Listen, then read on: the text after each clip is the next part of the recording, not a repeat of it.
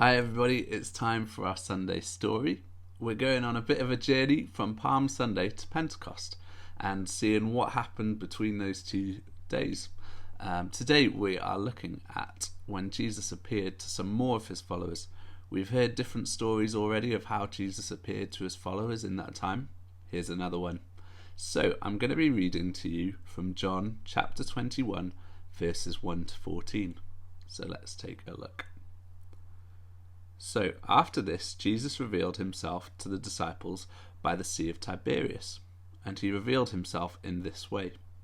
Simon Peter, Thomas called the twin, Nathanael of Cana in Galilee, the sons of Zebedee, and 2 others of his disciples were together. Simon Peter said to them, "I am going fishing." They said to him, "We will go with you." They went out and got into the boat, but that night they caught nothing. Just as day was breaking, Jesus stood on the shore, yet the disciples did not know that it was Jesus. Jesus said to them, "Children, do you have any fish?" They answered him, "No." He said to them, "Cast the net on the right side of the boat and you will find some." So they cast it, and now they were not able to haul it in because of the quantity of fish. That disciple whom Jesus loved therefore said to Peter, "It is the Lord." When Simon Peter heard that it was the Lord, he put on his outer garment, for he was stripped for work, and he threw himself into the sea. The other disciples came in the boat, dragging the net full of fish, for they were not far from the land, but about 100 yards off. When they got out on land, they saw a charcoal fire in place, with fish laid out on it, and bread. Jesus said to them, "Bring some of the fish that you have just caught." So Simon Peter went aboard and hauled the net ashore, full of large fish, 153 of them. And although there were so many, the net was not torn. Jesus said to them, "Come and have breakfast." Now none of the disciples dared to ask him, "Who are you?" They knew it was the Lord. Jesus came and took the bread and gave it to them, and so with the fish. This was now the 3rd time that Jesus was revealed to the disciples after he was raised from the dead. So the first question I think this raises is, what had those 2 disciples who weren't named, what had they done to upset John that he didn't write their names down when he wrote all the others' names down? I don't know. But anyway, in this passage there are a couple of callbacks to things that had already happened in the story of Jesus' time on earth. So I'm just going to go through those couple of things that I spotted. There might be more. So in Luke 5, in the book of Luke, chapter 5, it talks about when Jesus called his first disciples, and it names Peter, James, and John. In this story, Peter and James and John had been out all night fishing, and they had caught nothing. Then Jesus comes along, tells them what to do, and they catch so many fish that they have to get another boat in to help them get all the fish. And so it's a similar thing here. I think when John tells Peter it is the Lord, he probably remembers that story and thinks, "I recognise this," and so tells Peter, "It's Jesus." And then the other callback is that coal fire. Jesus is there and he's got fish. Even though he's told them how to catch fish, he's already got his own fish. But anyway, this coal fire that Jesus has the fish laid out on cooking,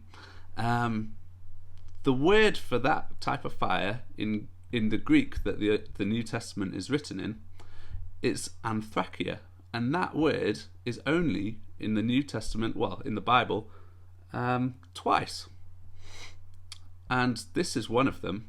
The other one actually comes when Jesus had been arrested, and Peter denies that he knows Jesus 3 times. One of the times he denies knowing Jesus is when he stood around this fire with some other men who say, "Hey, aren't you one of the guys who was with Jesus?" He says, "Nope, don't know him."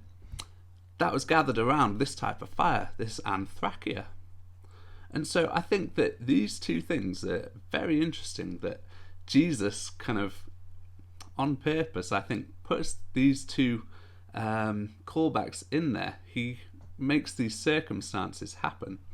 And I think it's for this reason. I think he was deliberate in how he used them. the disciples, they'd all abandoned him, and he's now come back to life, and he's calling them back to himself. I think he's put in the detail with the boat, saying, hey, I called you to follow me then. I'm calling you to follow me now. And similarly with the fire, I think he's saying, hey, I know the way that you denied me, the way that you turned away. I saw it, I know about it. But even so, I'm calling you to follow me. And so I think it's all about calling them back to him. And I think we can say similar about us today, because we do things that aren't good.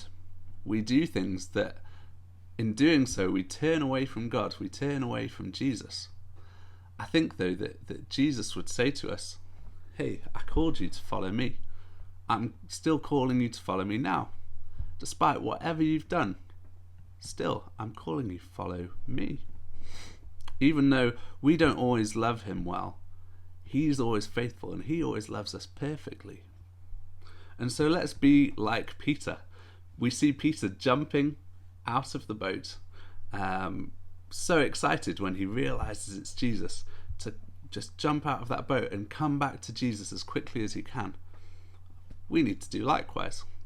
When we realize that we've been separated from Jesus, we need to just not be, not kind of think, oh no, I can't possibly come back to him. I'm a terrible person. I've done these awful things. Actually, that's not a reason to turn away from Jesus. The bad things we've done are a reason that we need to get back to Jesus as quickly as possible. So, yeah, as there's that symbol of Jesus eating with these disciples, that symbol of close friendship, that's the close friendship that he is calling us into today. So, are we going to accept that call? Are we going to be like Peter and just come running back to him? I hope so. Anyway, I'll leave it there for today, and I'll see you later for our Bible Memory Challenge. But have a great afternoon. Bye-bye.